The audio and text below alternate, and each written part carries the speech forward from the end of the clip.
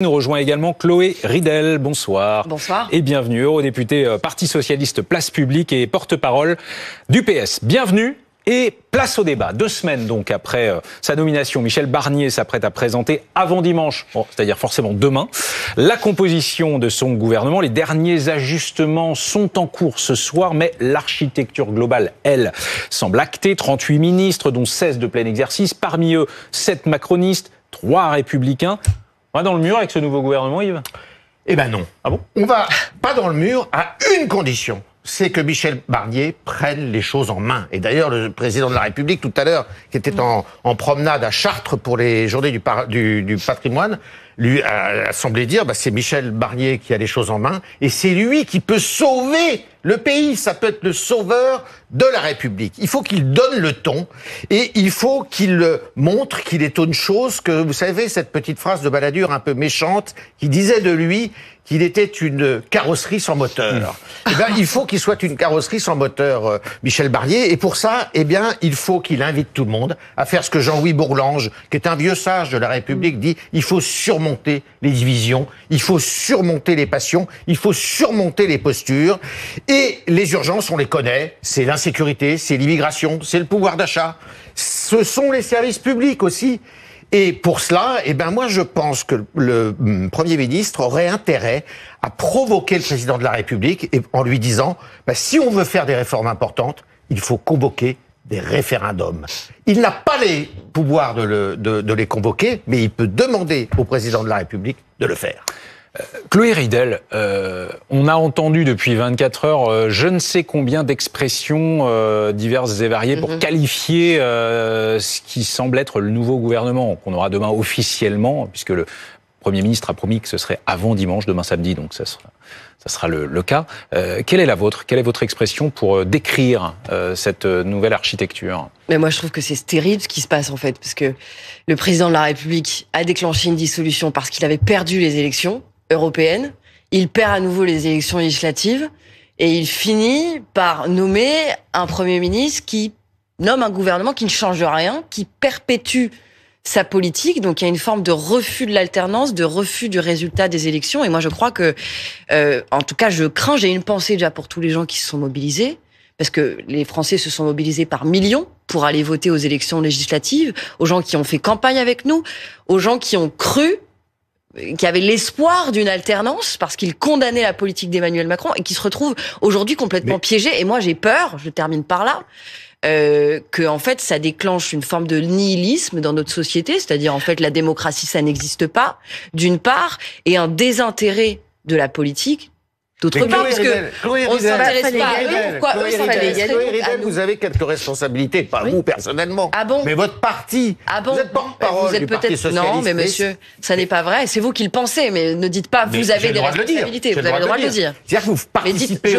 vous participez au jeu politique. Pourquoi vous ne participez pas à ce gouvernement ? Pourquoi vous n'avez pas accepté justement de sortir ce pays de l'ornière, de faire en sorte que ça soit plus facile de faire un gouvernement en s'y associant ? Je ne crois pas que vous soyez parmi les plus radicales, si vous me permettez l'expression, de la gauche. Donc, il y a peut-être des femmes, des hommes à gauche de bonne volonté qui pourraient participer à un gouvernement et faire en sorte, justement, d'être une force d'entraînement.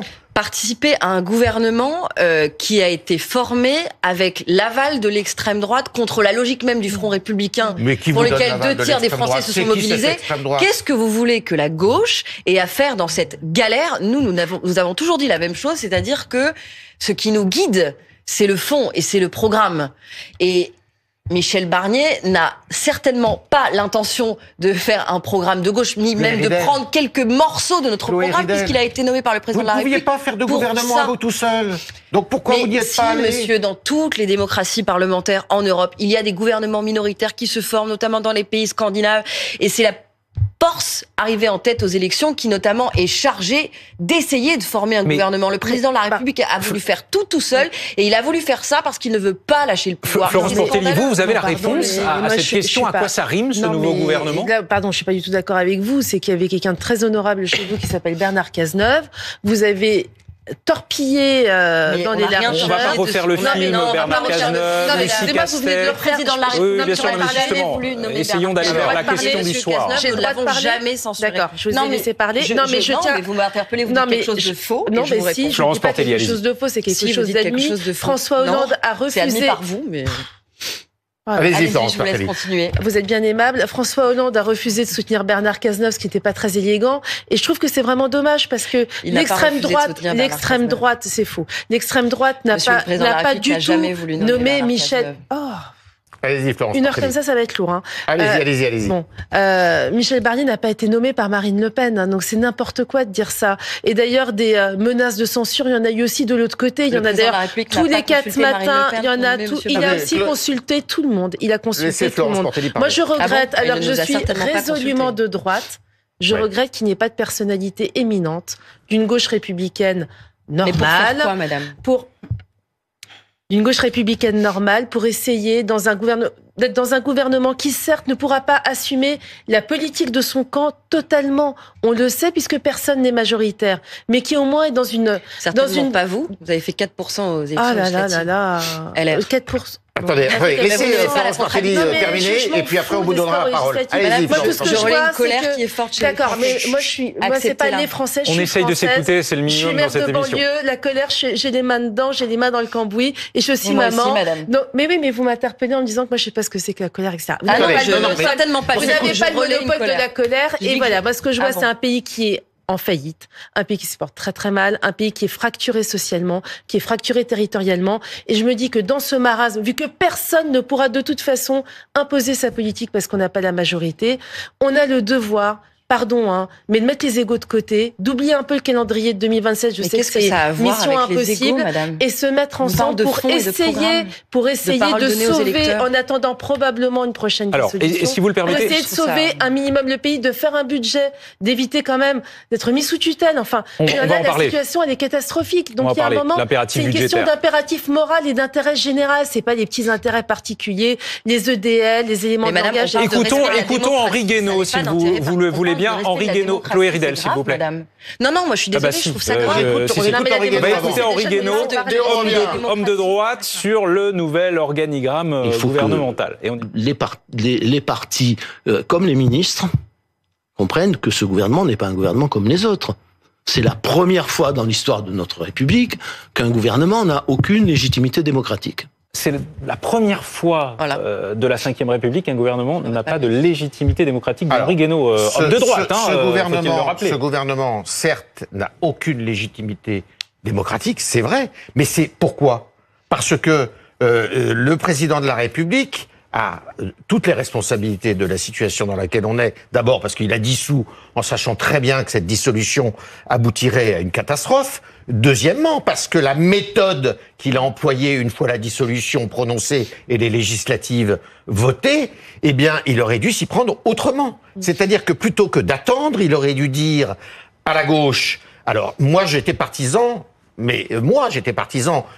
qu'il dise à monsieur Mélenchon, OK, vous vous réclamez comme le leader de cette grand ensemble de gauche, de ce cartel des gauches, vous faites le gouvernement. Il aurait refusé, on prend madame Castet. Et après, madame Castet, on aurait vu si elle avait pu constituer un gouvernement et si ce gouvernement aurait pu passer l'épreuve du Parlement. Et puis au suivant, après c'était au bloc central, et après c'était au Rassemblement national, même en dernier ressort, puisque c'est le troisième bloc. C'est comme ça qu'il aurait dû procéder. Et à ce moment-là, le procès en légitimité, qui est très justement fait par Henri Guénaud, n'avait aucune raison d'être. Sauf qu'on n'en est pas là. Dans la réalité d'aujourd'hui, Clémence Dubois, comment on avance parce que, qu'on le veuille ou non, voilà, on a un gouvernement qui va être un gouvernement fait de macronistes et de personnalités, beaucoup d'hommes d'ailleurs, venus du parti Les Républicains, de la droite. Bon.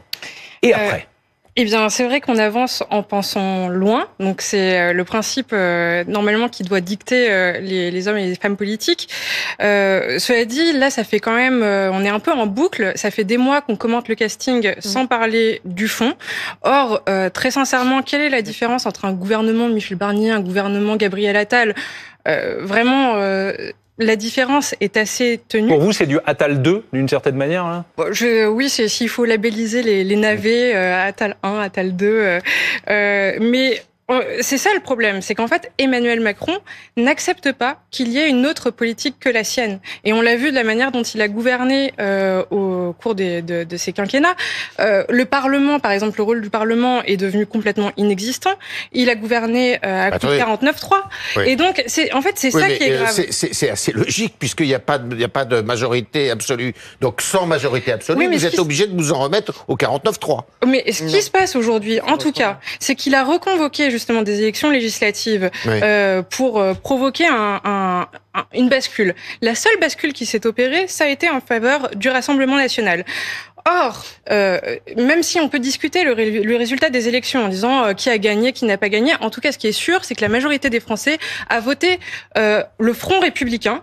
Or, aujourd'hui, on se retrouve avec un Premier ministre qui fait partie d'un parti qui n'a pas entièrement appelé au Front républicain et qui se retrouve, de toute façon, qui ne tient qu'au bon vouloir du Rassemblement national à l'Assemblée nationale. Oui, et voilà où on en est, en fait. Oui, mais le Rassemblement national, il n'est pas au gouvernement, que je sache. Le Rassemblement national peut à tout moment censurer ce gouvernement. Et donc, comme vous, et d'ailleurs, vous pouvez, la gauche peut censurer le gouvernement à tout moment. Il y a des gages qui sont donnés, quand même.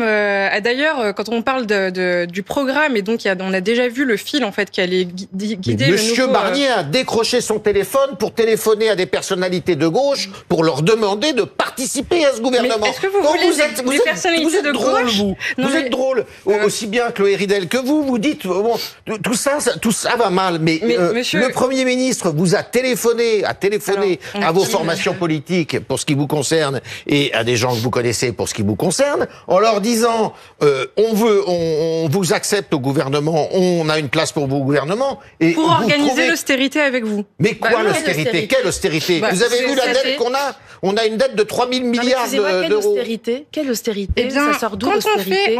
Quand on fait du déficit des comptes publics le centre de la politique et c'est grave quand même. Non, mais mais qu'on parle pas de comment. Attendez. Mais quand on parle pas de comment on va s'attaquer à ce déficit public, parce que ça peut être, est-ce que c'est en dégradant encore plus les services publics, ou est-ce que c'est par exemple en taxant les milliardaires et en récupérant des milliards, ou alors est-ce que ça va être en rabotant, en faisant des politiques marginales, mais qui vont séduire le FN parce qu'elles sont finalement xénophobes. Oui, mais il y a une lâcheté de la part de la gauche. Il y a une lâcheté, Chloé Ridel, de la gauche. Il y a un refus d'obstacle. Vous refusez finalement d'aller vous salir les doigts dans une situation qui est compliquée. Moi, c'est comme ça que je vois. Ce débat est d'une médiocrité hallucinante. Alors enrichissez-le. Parce que la façon dont vous affirmez des choses qui vous appartiennent, comme si c'était des vérités absolues, en disant que nous serions lâches, alors que nous avons une position de principe qui est de refuser un passage en force antidémocratique du président, en refusant de laisser la gauche former un gouvernement. Peut-être qu'elle n'y serait pas parvenue, vous l'avez dit vous-même tout à l'heure. Mais ensuite, nous dire que nous serions lâches parce que nous refuserions de participer à un gouvernement de Michel Barnier qui forme avec la droite LR, ça n'est pas de la lâcheté, monsieur. C'est de la... Non, c'est... En fait, honorer la confiance que nous ont fait les électeurs. Nous sommes des personnalités politiques, on a une colonne vertébrale. Est-ce que vous auriez... On est engagé sur un programme. Dites-moi, excusez-moi, non mais je peux vous donner un contre-exemple. En fait, non mais pardon, mais ça peut vous faire rire ce que je dis. Non, mais c'est très sérieux. Je crois que c'est très sérieux. D'accord, j'ai compris que vous donniez des notes sur ce plateau et que vous vous trouviez très supérieur. Mais si je peux juste contre-argumenter, je donnerai un autre exemple. Allez-y. Voilà, merci, vous êtes bien aimable. Monsieur Glucksmann, je n'ai pas compris le fait qu'il soutienne le Front populaire par rapport au nouveau Front populaire, par rapport à ce qui s'était passé. Quel est le rapport avec ce que je viens de dire Tout à fait. Il y a un très grand rapport avec ce que vous venez de dire. Vous dites que vous n'êtes pas dans la compromission. Moi, je vous donnerai un premier exemple de compromission parce que je crois que vous venez de Place Publique. Non, je suis porte-parle du Parti socialiste, mais à part ça... Vous n'avez pas soutenu Monsieur Glucksmann dans tous les cas avant la façon dont Monsieur Glucksmann... Mais parce que ce qui s'est passé au lendemain des européennes... Justement, revenons au cœur du sujet, parce qu'il y a un homme au cœur de tout ça, un certain Emmanuel Macron, qui s'est exprimé d'ailleurs aujourd'hui... Non, mais c'est trop facile. Je veux dire, elle donne des sons depuis tout à l'heure sur le plateau, c'est très désagréable. Donc terminez, s'il vous plaît, Florence Forti. Bon, moi je suis désolée, vous avez refusé de soutenir Bernard Cazeneuve. Vous avez aussi torpillé à l'intérieur de la NUPES 2 des gens comme Madame Toubiana, des gens qui étaient tout à fait honorables et dont vous ne vouliez pas. Mais c'est nous-mêmes qui l'avons proposé. Oui, et qui n'en a pas voulu. Il n'en a pas voulu. C'est quand même la gauche qui a refusé. C'est la gauche qui a refusé. Ah non, c'est vous qui racontez n'importe quoi. Alors, nous, Parti Socialiste... Ah bah oui, mais vous êtes dans une alliance. C'est trop facile. Soit vous dites n'importe quoi. Non, je ne dis pas n'importe quoi. Gardez votre suffisance, je ne dis pas n'importe quoi. Vous faites partie d'une coalition. Ça m'intéresse pas de discuter avec vous. C'est trop facile quand ça vous arrange, vous n'êtes pas dans la coalition. Quand ça vous arrange pas, Yves, vous n'êtes pas dans la coalition. Et quand vous arrange, vous êtes dedans. Je comprends pas. Je ne comprends pas la question. Laurence Tubiana, elle a été proposée par une partie de la coalition. Par le Parti Socialiste. Ben voilà. Elle a été refusée. Elle a été refusée par l'autre partie de la coalition. Tout à fait. Et nous l'avons regretté. Et du coup, nous avons proposé Lucie Castet qui, elle, faisait l'unanimité. Du coup, il ne faut pas pleurer après, voilà. Mais il ne faut pas pleurer après quoi, madame? Après que le président de la République ait refusé notre candidate Lucie Castet? Non, c'est que vous-même, vous ayez fait un spectacle de vos divisions, ce qui a favorablement aidé Emmanuel Macron. Alors justement, justement, permettez-moi, Emmanuel Macron, aujourd'hui, à Chartres, a dit la chose suivante, en allant au contact de certains Français, Yves, il faut laisser Michel Barnier travailler. Il est important que tous les groupes politiques l'aident. C'est son gouvernement. Vous souriez déjà. Il le compose. Et il faut que tout le monde l'aide à réussir, a encore dit le président de la République. Il y a un travail qui est engagé par le Premier ministre et il le fait avec beaucoup d'engagement. Il est un peu gonflé dans le chef de l'État. Si tout ça était sincère, ça serait bien. Parce que effectivement, aujourd'hui, celui qui a la main, c'est Michel Barnier. Sauf que il a la main. Il a la main sur tout. Il a la main, je dirais, face aux Français. Mais derrière, il y a évidemment Emmanuel Macron. Emmanuel Macron, qui, d'après ce qu'on sait, a refusé quelques-uns des ministres ou des noms qui ont été proposés pour constituer ce gouvernement. Et donc, Emmanuel Macron est aussi un empêcheur de tourner en rond. Emmanuel Macron, il est soucieux de quoi? Il est soucieux de son héritage. Il est soucieux des quelques lois et des quelques réformes qu'il a pu faire dans ce pays et qui ne veut pas voir détricoter. Les retraites notamment. Et notamment la réforme des retraites, effectivement. Et puis aussi, il a des domaines, alors qui sont pas constitutionnellement réservés, mais qui sont d'usage qui appartiennent au président de la République, dit-on, notamment la défense et les affaires étrangères. Et il y a eu une friction avec le Premier ministre là-dessus, à propos justement du ministre des Affaires étrangères, qui devait être Gérald Darmanin, et le Premier ministre. Mais ça pose la question de la marge de manœuvre de Michel Barnier. Et donc, par conséquent, effectivement, Michel pour la suite, Barnier, encore une fois, bien sûr, quoi. Bien sûr. Alors c'est pour ça que je disais que Michel Barnier, j'aimerais vous entendre là-dessus. Michel Barnier, qui n'a pas le pouvoir de convoquer des référendums, mais pourrait, sur des sujets qui font débat dans le pays, eh bien, piéger le président de la République en lui disant, sur ce sujet-là, il faudrait un référendum. Clémence Dubois. Je vais vous dire très sincèrement, des référendums sur quoi, en fait, alors ça manque pas, notamment dans les sujets qui vous sont chers, le nucléaire, la voiture électrique, enfin des choses comme ça. On passe tellement de temps justement à discuter le casting et à avoir une classe politique qui en fait s'observe, se discute, que on passe pas assez de temps à parler des problèmes de fond. Et donc un référendum. Ça serait un moyen d'en parler.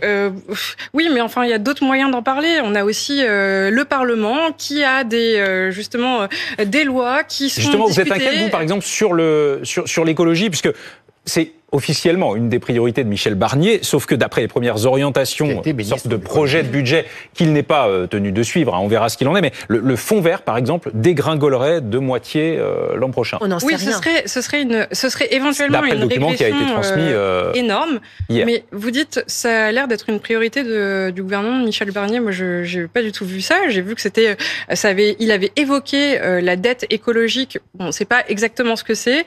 C'est encore un terme fourre-tout qui peut être appliqué à tout, mais au milieu de 1000 autres priorités. À vrai dire, en fait, la planification écologique, la transition, qui est une des priorités des Français, parce que c'est ça qu'on oublie en fait au milieu de tout. Mais quand vous regardez les sondages, les Français, leur priorité, c'est effectivement le pouvoir d'achat, mais aussi enrayer la crise. Alors, est-ce qu'il faut augmenter les impôts? Mais la question est donc, à qui on augmente les impôts. Et donc, aujourd'hui... Pas sur les classes moyennes, promet Prisca Thévenot, porte-parole démissionnaire, qui a vraisemblablement des infos du gouvernement. C'est ce qu'a dit Michel Barnier lui-même, hein, je le rappelle quand même. Oui, aussi. Mais il y a effectivement des mesures ambitieuses qui sont portées par la société civile, notamment un impôt sur la fortune vert, qui permettrait, par exemple, si on taxe à 2% les milliardaires français, on rapporterait plus de 13 milliards par an. Vous vous rendez compte ? C'est énorme. Et en fait, c'est ce type de mesure qu'il faudrait voir appliquer pour vraiment engager une autre politique. Chloé Ridel, je voyais opiner du chef tout à l'heure quand je parlais du référendum, de l'outil du référendum. Hein. Est-ce que ça peut être un moyen, eh bien, dans la circonstance, de éventuellement faire passer des sujets? Mais ça me paraît un moyen évident, puisque quand l'Assemblée manque de légitimité, ne peut pas décider toute seule, et vraisemblablement quand le gouvernement, lui, n'a aucune légitimité, le référendum est un outil qui permet de trancher des conflits dans le vif. Oui. Encore faut-il qu'il soit bien fait, qu'il soit sorti de sa logique plébiscitaire. Moi, je pense que ça, c'est le danger du référendum, et donc moi, j'ai toujours été favorable à des référendums avec plusieurs questions qui sont posées.